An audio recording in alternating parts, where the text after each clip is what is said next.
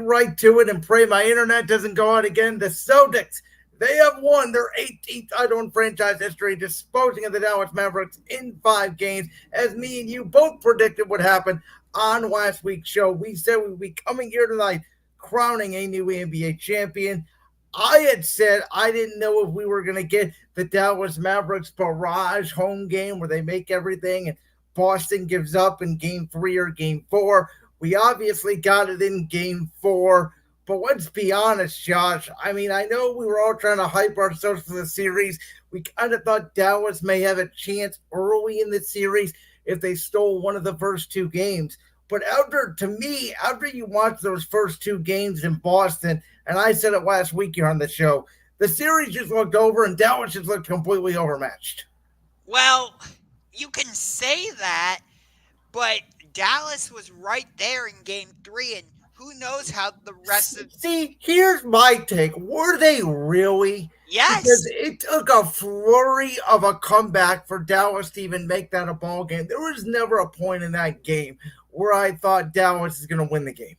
I truly never believed that. I thought that, Dallas, yes, they got back in the game. Yes, there was a couple points where Kyrie and PJ Washington could have hit a couple threes to make it interesting. But at the end of the day, the Celtics, they really controlled most of the second half of game 3. To me, they just sort of let their foot off the gas. They let Dallas get back into it, and then they put them away at the end.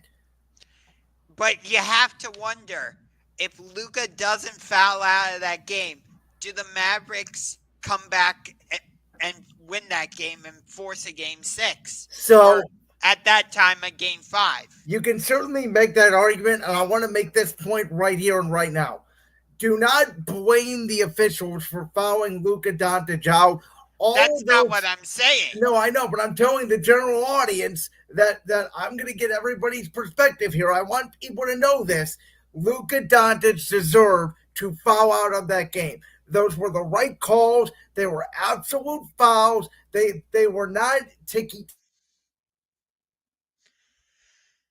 I think you were trying to say that they were not ticky tacky tack calls. close. Cause some internet apparently goes out again. Yes, dude, you are having a number of internet issues over there. Um, I can barely keep up with what you're saying. Go ahead and take the reins on this one. I'm going to log out and log back in. Okay. So, in my opinion, the Boston Celtics need to send a little thank you note to the Brooklyn Nets. And hopefully we can get Brandon back in because I want to hear his perspective on what I'm saying. But do you remember when the Nets made that crazy trade to get Paul Pierce, Kevin Garnett, Jason Terry, and they sent all those draft picks to the Celtics? Who did the Celtics use those draft picks on? Oh, let me think. Jason Tatum and the Finals MVP, Jaylen Brown. So hopefully your internet is fixed now. So I was just saying, I think the Celtics need to write a little thank you note to the Brooklyn Nets for this championship. Do you know I why? mean, you can make that argument because there was a trade that I know there was some sort of trade that Brooklyn could have made for Jaylen Brown that they did not take. That's not the trade I'm talking about. Are you Do you talking remember? about? Are you talking about the one where Brooklyn decided to get Paul Pierce and Kevin Garnett, and one of those deals had to go to Boston? Now, I did that. I know that ended up getting them one of Brown and Tatum, maybe both. I Both don't of recall them. the deals. Okay, it Both did. of I didn't them. know the deal off the top of my head, admittedly. Yes. So I think the Celtics need to write a little thank you note to the Brooklyn Nets for this championship. Because if the Celtics don't have Tatum and or Brown, they're not standing here today as your 2024 NBA champions. Which is But why I think you could have made a legitimate argument that, and I know there's 11 votes, so you really can't do it, but I thought you could have made a legitimate argument to split the MVP of the finals right down the middle. oh yeah, I I gave the slight edge to Jaylen Brown because not only because of his key shots and how how he played offensively, but he was picking up Luka Doncic constantly on the defensive end. Yes, So and they caught him last night. I don't know if you heard it because it was pretty late. The game was already aboard at this point, but there was a moment where I think it was still, first quarter, and Jaylen Brown went up to Joe Mazzulla and said, "Hey, if Luka's still in the game, keep me in." yeah, you know, you can make an argument that we haven't seen this good of a two-way player since Klay Thompson pre-injury. Here's the thing: Jaylen Brown's a very good player, but his offensive game doesn't speak best two-way player to me. Like he doesn't have a natural can go get you 30 points every night type of game. He can, but he's more than likely going to get you 18, 19, 20, which is why the analytics and everybody all love Tatum because Tatum's game is the one that's going to likely get you between 25 and 30 every night. Yeah, but if Tatum's getting you 25 and 30, then Jaylen Brown doesn't have to get you No, and 30. by the way, Jaylen Brown and Tatum both don't have to. They can both give you about 15 or 20 because the Celtics may have one of the deepest benches that this, at least modern day NBA, has ever seen. I mean, think about this.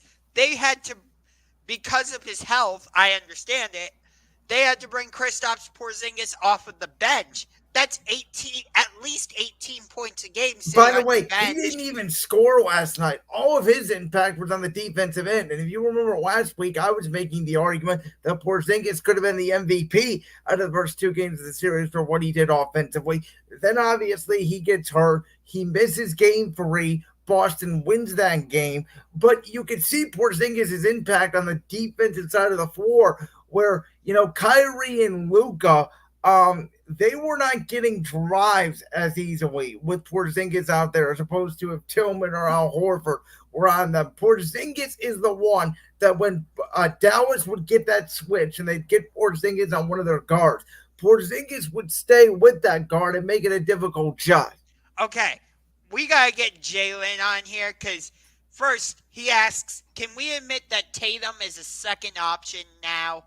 Well, I think that we've all, and I think I have been on the train more than Josh. I think throughout these playoffs, Josh has sort of come to my side, which is Jaylen Brown and is probably a little bit better if you want to take the moment, the shot, the alpha than Jason Tatum. But I think what we've seen throughout these playoffs and especially from these finals is really Brown and Tatum do need each other and their game complements each other so much that one night it could be Brown, the other night it could be Tatum. As long as they get one of them going, the other one will be fine being the backseat driver. Yeah, and then I gotta address this, Jaylen. The best two-way player is Kawhi Leonard. No, no, no, no. The dude can't stay healthy. How can he be the best two-way player when he can't stay on the court? Jaylen Brown is out on the court for, I don't know, 79 out of the 82 games. What's the best you're going to get out of Kawhi Leonard? 50 games? Maybe 40? You can't count on Kawhi. So he says pre-injury, which I would agree with. If we're just taking health out of the equation, if we're ranking players, which is obviously hard to do, but if you were just going to rank players, Kawhi Leonard is a better overall player still at this point than Jaylen Brown. I mean, Kawhi is as talented as anybody we've ever seen. But again, he can't stay healthy. No, it's the same problem I have with Joel Embiid, and really sometimes Kevin Durant has had this issue. Kyrie had this issue, and Jaylen responds to you here. He said that you said Klay Thompson was the best pre-injury, and I stand by that. Think about this. Think about who Klay had to go against before his injuries. He was going against the likes of Russell Westbrook, Kyrie Irving, Tony Parker. Tony Parker was not in his prime, but still, Tony Parker at the time was a future Hall of Famer. So you can't discredit him. And several other of the great guards. Yeah, Like, but here's what I'll say. This is where I agree with Jaylen. Where pre-injury, it's Kawhi Leonard. Kawhi is probably second, but I'm taking the lead with Kawhi because Kawhi was the best two-way player in basketball because he took the best position in basketball every single night. LeBron, Kevin Durant, Carmelo. Go name me the best positions in the NBA. The best players 10 years ago, it was all small forwards. And Kawhi guarded them. And at age 23 or whatever he was finals MVP by locking down LeBron, who at this point was universally regarded as the best player in the world. yeah, Jalen says, do you know what Kawhi Leonard was doing at age 24? He was winning championships against possibly the second greatest player of all time. I Boy, do Jay, agree when with you're you. shy with that possibly, but go ahead. It's not possibly. LeBron is the second greatest player of all time. We're not So getting into that debate tonight. no, we're not. But I look, I hear what you're saying about Kawhi, and you can make a strong argument based off of the fact that he was the guy in Toronto. Like, yes, they had Kyle Lowry, Pascal Siakam, and they had good guys around him, but he was the main guy. I He get was that. their best player. He wasn't their leader. There is a difference in that. Yes, that's what I'm saying. Um, but when you look at what he was surrounded by in San Antonio, he had Tim Duncan, Manu Ginobili, Tony Parker, Greg Popovich as head coach. So you could say in 2014 he was the best player, sure, but he was surrounded by future Hall of Famers.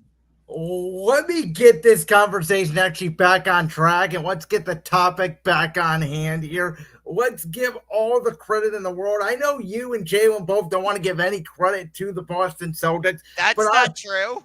I'm sorry. I am here. I'm going to give some credit to the Boston Celtics because you have made videos on this on your Under the Max YouTube channel. You have said right here on this show, Championship Rings, that the Boston Celtics' entire championship run is fraudulent and you didn't care what happened. And I'm here to say I agreed with you up until the NBA Finals because I didn't know how good this Boston team was. And I don't think a lot of people in the media knew how good this Boston team was. But the bottom line is there were a lot of people picking the Dallas Mavericks in this series, and some even picked Dallas in 5. Some had the reverse of this series because they thought, again, Luka was the best player in the series, and Kyrie Irving entering the series, many people thought would be the second best player in the series. What happened? I can make an argument. Luka, while he was the best Mavericks and, he had some good performances, he never had a great performance when it mattered. And sometimes it felt like he was 1-on-5 out there. And if it wasn't in American Airlines Center in Dallas, Texas, Kyrie Irving, shockingly, after what we saw him do in 2016 with the Cavs, succumbed to the pressure because he did a no-show in Boston 3 times. And you're not going to win a championship like that. Yeah. So, I don't get what it is with Kyrie in Boston. Like, when he goes to Boston to play the Celtics, ever since he left to go to Brooklyn and that whole mess, it's been a nightmare for him when he's come back to the TD Garden. Like, he might have only won once against the Celtics in Maybe Boston. he did. I'm not even sure if he did.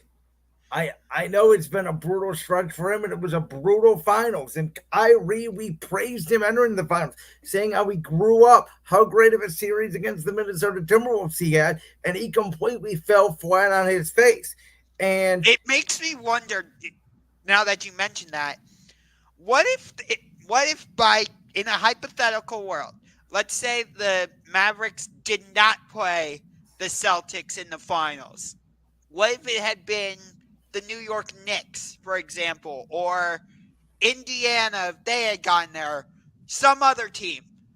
Would Kyrie have played this badly in the I have finals? no idea. I couldn't tell you that. I just thought Yeah, but how am I supposed to answer that question when we don't know what that matchup could have been? Because the Knicks were not healthy. Indiana was not healthy by the time they got to Boston. We talked about the amount of breaks Boston got. And ironically, I'll tell you this, who gave the Celtics their biggest fight? I would say it was our Cavs, even though it only went 5 games. That that's an interesting argument, and I can see what you're saying because even though we ended up losing Game 4, we pushed them pretty much to the limit in And that by the game. way, that was without Donovan Mitchell. Yeah. Um, which maybe we could have pushed that series to 6 or 7 games because the the really interesting thing with the Celtics, none of their series went past 5 games. No, they had a dominant road through the finals, which leads us, Josh, to our next question. Here we go. We're talking Dynasty again. I brought it up a couple months ago, right before the playoffs began, and I said, I think the Denver Nuggets, if they get through and they go back to back and they win another championship, they could be the NBA's next dynasty. Nikola Jokic, best player in the world. Jamal Murray, possibly best running mate in the world. Great glue guys in KCP and Aaron Gordon and Christian Braun. And they all obviously fell flat on their face against Minnesota in Game 7. Yeah. But there is this whole talk around the sports media landscape about how good this Boston Celtics team is. And I think in order to quantify a dynasty, you have to win at least sometime either a back to back or a 3 in 5 years, like the San Francisco Giants did in baseball when they went 2010, 2012, 2014.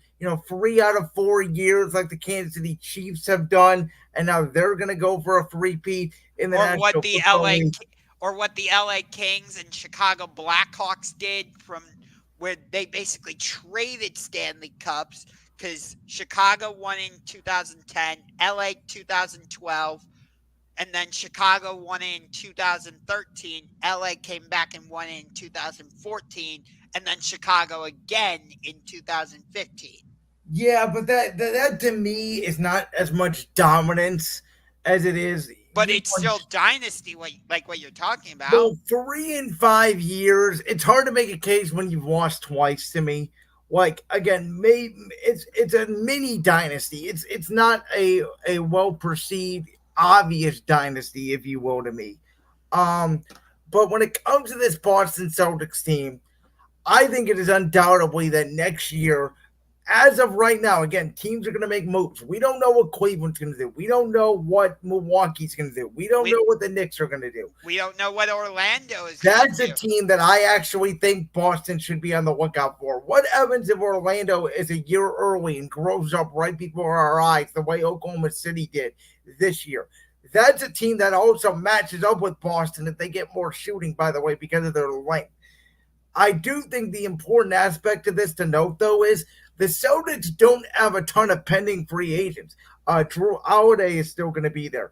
Derek White is still there for one more year. The one key piece that I think they may lose potentially to retirement is Al Horford. Does he decide, I've won my championship, I'm good, time to hang it up?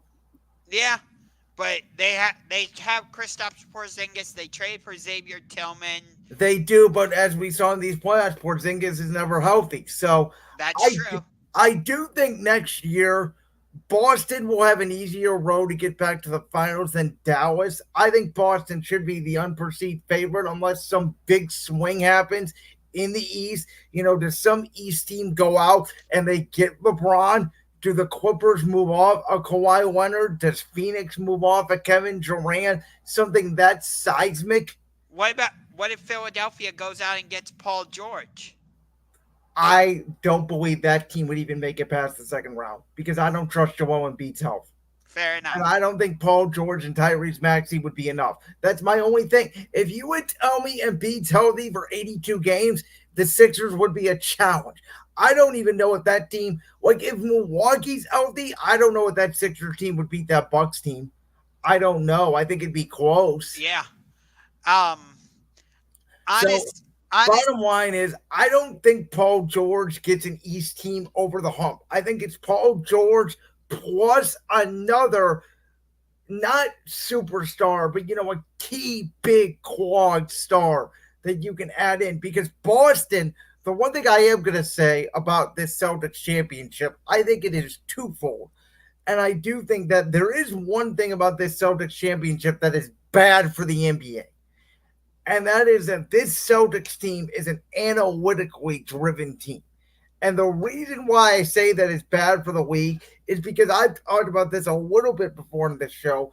I don't find the current NBA product a lot of the times aesthetically pleasing to watch. We're just guys jacking up a ton of threes, not a lot of mid range jumpers. It's threes and dunks and layups. And the Celtics won game three in the NBA Finals by only attempting three mid range jumpers. The rest of them were 3-point shots and dunks.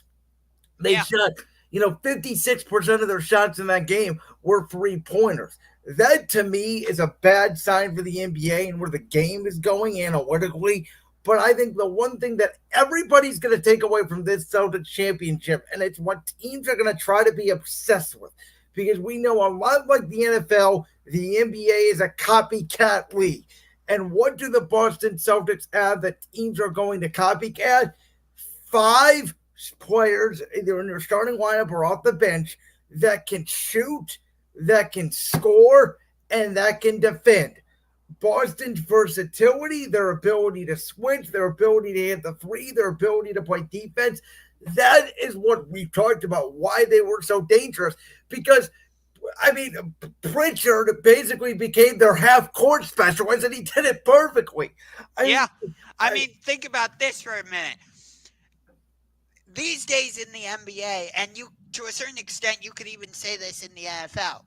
If it doesn't work after a season or two, you see teams left and right blowing up their roster, making coaching changes, and all way more than the NBA, because the NBA is a superstar driven league.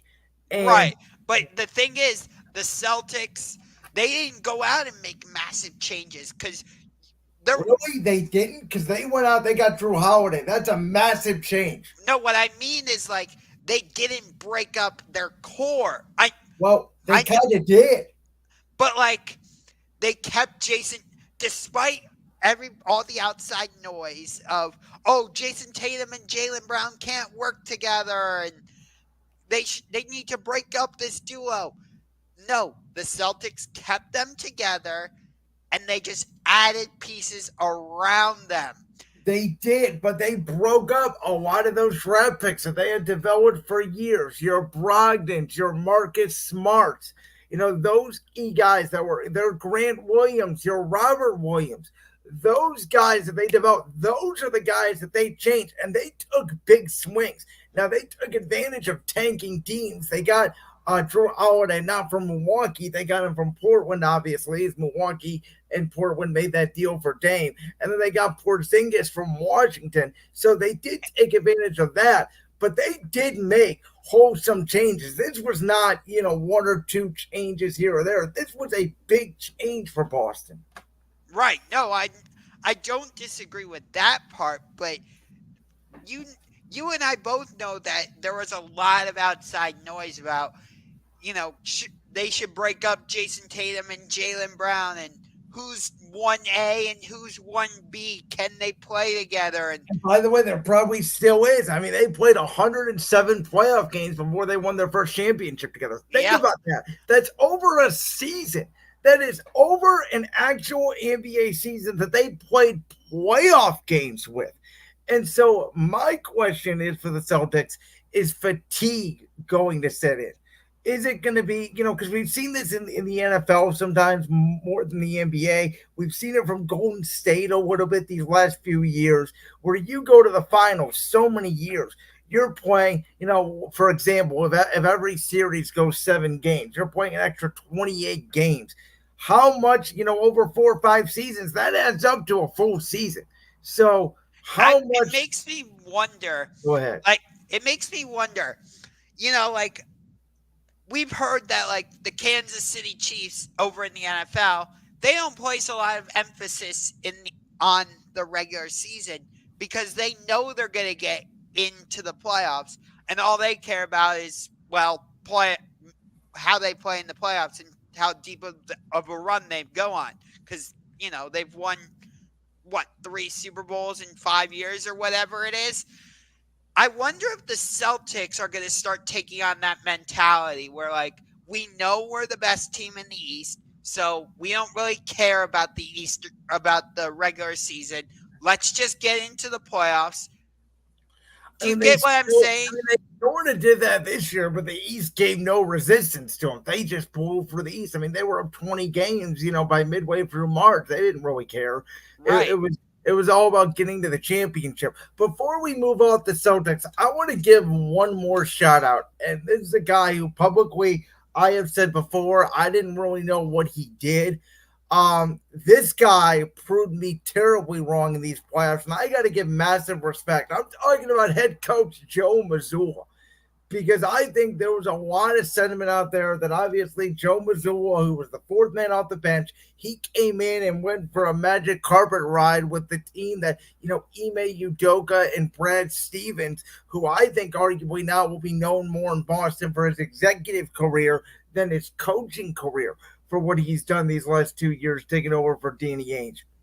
Yeah. But you could clearly see in these finals the strategy Joe Mazzulla was implementing, which was we are going to travel Luka. We're not going to let Luka go crazy. We're not going to let Luka get a head start. We're going to attack Luka on defense. We're going to put him in every single pick and roll. We're going to tire him out. We're going to shoot more threes than anybody ever has because we have the ability to. And even if we miss them, we know we're going to make more over time than we miss. And we know Dallas and the consistent 3-point shooters.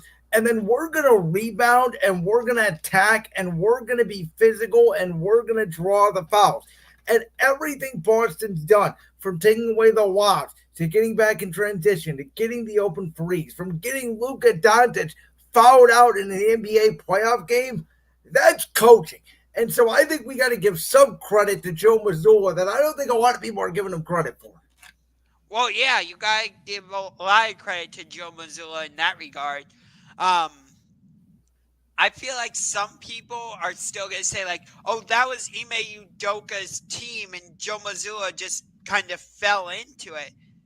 But at the same time, so I can hear that argument, but at the same time, Ime Udoka didn't have Drew Holiday. Ime Udoka didn't have Kristaps Porzingis. So, by the same token, this was Joe Mazzulla's team. Bingo.